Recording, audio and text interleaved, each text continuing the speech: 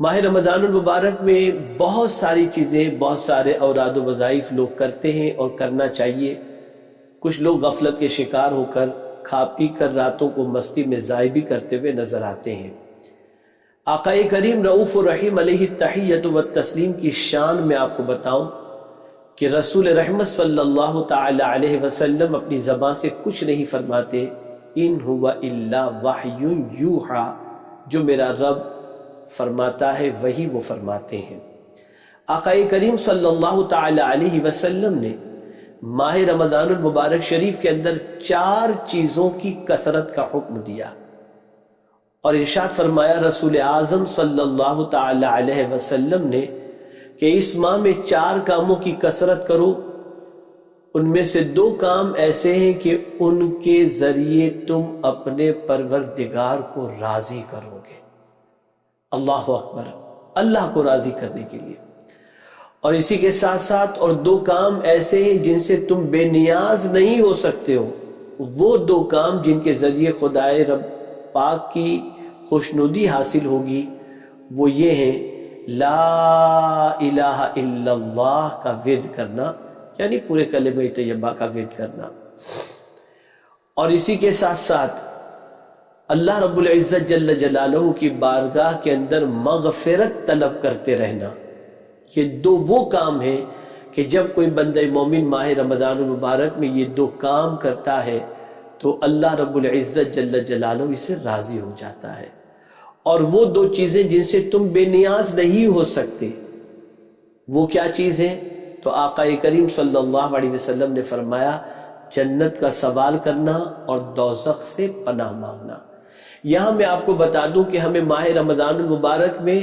ان 4 چیزوں کی کثرت رسول رحمت صلی اللہ علیہ وسلم کے فرمان کے مطابق کرنی چاہیے، یعنی کلمہ طیبہ کی کثرت، استغفار کی کثرت۔ ان 2 چیزوں سے اللہ راضی ہوتا ہے، اور اسی کے ساتھ ساتھ ہر مومن مسلمان کی تمنا ہوتی ہے اللہ انہیں جنت عطا فرمائے اور جہنم سے بچائے۔ ان 2 چیزوں سے بھی بندہ بے نیاز نہیں ہو سکتا، تو ماہ رمضان المبارک میں جنت کا سوال کثرت سے کریں اور دوزخ سے پناہ مانگنے کی کوشش کریں۔ میرے پیارے آقا صلی اللہ علیہ وسلم کے پیارے دیوانوں، اب آج میں آپ کو صرف کلمہ طیبہ کی فضیلت مختصراً بتا دوں تاکہ آپ محسوس کر سکیں کہ جس عمل کے لیے اللہ کے رسول صلی اللہ علیہ وسلم نے ارشاد فرمایا وہ عمل کتنا عظیم ہے۔ سے حضرت ابو ہریرہ رضی اللہ تعالیٰ عنہ سے روایت ہے کہ انہوں نے عرض کیا یا رسول اللہ صلی اللہ علیہ وسلم،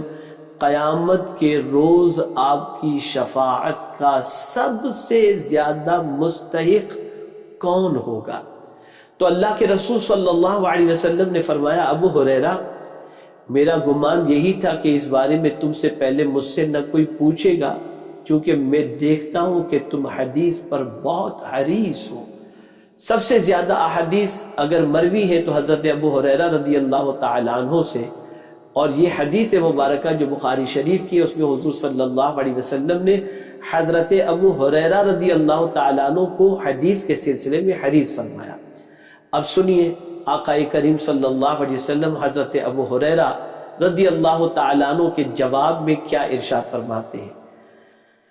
رسول رحمت صلی اللہ علیہ وسلم نے فرمایا قیامت کے روز میری شفاعت حاصل کرنے میں سب سے زیادہ خوش نصیب شخص وہ ہوگا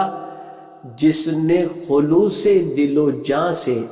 لا الہ الا اللہ پڑھا ہوگا۔ اللہ اکبر، لا الہ الا اللہ جس نے پڑھا ہوگا، اس سے مراد پورا کلمہ طیبہ ہے لا الہ الا اللہ محمد رسول اللہ۔ اگر کوئی شخص اس کلمہ طیبہ کو پڑھتا ہے تو رسول رحمت صلی اللہ علیہ وسلم کی شفاعت کا حقدار ہو جاتا ہے۔ ایک اور حدیث مبارکہ سماعت فرمائے، حضرت ابن عباس رضی اللہ تعالیٰ عنہ سے روایت ہے کہ حضور نبی اکرم صلی اللہ علیہ وسلم نے فرمایا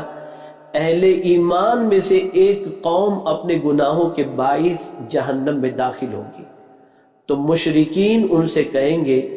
تمہیں تمہارے ایمان نے کوئی فائدہ نہیں دیا کہ ہمیں اور تمہیں ایک ہی جگہ عذاب دیا جا رہا ہے۔ اللہ رب العزت جل جلالہ غضب فرمائے گا اور داروغ جہنم مالک کو حکم دے گا کہ دوزخ میں ایسے شخص کو نہ چھوڑے جس نے لا الہ الا اللہ کہا ہو۔ انہیں اس حال میں جہنم سے نکالا جائے گا کہ چہرے کے سوا ان کے پورے جسم جل کر کے سیاہ کوئلے کی مانند ہو چکے ہوں گے اور ان کی آنکھیں نیل گوں نہیں ہوں گی، پس انہیں نہر حیات پر لایا جائے گا تو وہ اس میں نہائیں گے، ان سے ہر قسم کی کمزوری اور تکلیف دور کر دی جائے گی، پھر وہ جنت میں داخل ہوں گے۔ فرشتے ان سے کہیں گے تمہیں مبارک ہو، تم اس جنت میں ہمیشہ کے لیے داخل ہو جاؤ، پس انہیں جنت میں جہنمی کہہ کر بلایا جائے گا۔ پھر کچھ عرصہ بعد وہ اللہ سے عرض کریں گے، ان سے اس نام کو ختم فرما دے گا، یعنی جہنم کے نام کو، سوائے انہیں اس نام سے کبھی بھی نہیں بلایا جائے گا، یعنی اب جنتی کے علاوہ کسی اور نام سے نہیں بلایا جائے گا۔ جب وہ آگ سے نکلیں گے تو کافر کہیں گے کاش ہم مسلمان ہوتے۔ میرے پیارے آقا صلی اللہ علیہ وسلم کے پیارے دیوانوں، یہ ہے کلمہ طیبہ کی فضیلت۔ حضرت انس رضی اللہ تعالیٰ عنہ سے روایت ہے کہ حضور نبی اکرم صلی اللہ علیہ وسلم نے فرمایا، میں جنت کا دروازہ کھٹکھٹاؤں گا تو سونے کا دروازہ کھول دیا جائے گا اور اس کا کنڈا چاندی کا ہوگا، سب سے بڑا نور میرا استقبال فرمائے گا، یعنی اللہ عز و جل، تو میں سجدے میں گر جاؤں گا، مجھے اللہ کی تعریف و ثنا کرنے کے لیے ایسے کلمات القا کیے جائیں گے جو اس نے مجھ سے پہلے کسی پر نہیں کیے۔ پھر مجھے کہا جائے گا اپنا سر اٹھائیے، سبحان اللہ، مانگیے آپ کو عطا کیا جائے گا، کہیے سنا جائے گا، اور شفاعت کیجیے آپ کی شفاعت قبول کی جائے گی۔ پس میں عرض کروں گا، یہ حضور صلی اللہ علیہ وسلم فرما رہے، میں عرض کروں گا میری امت، اللہ اکبر، قربان اس پیارے آقا صلی اللہ علیہ وسلم کی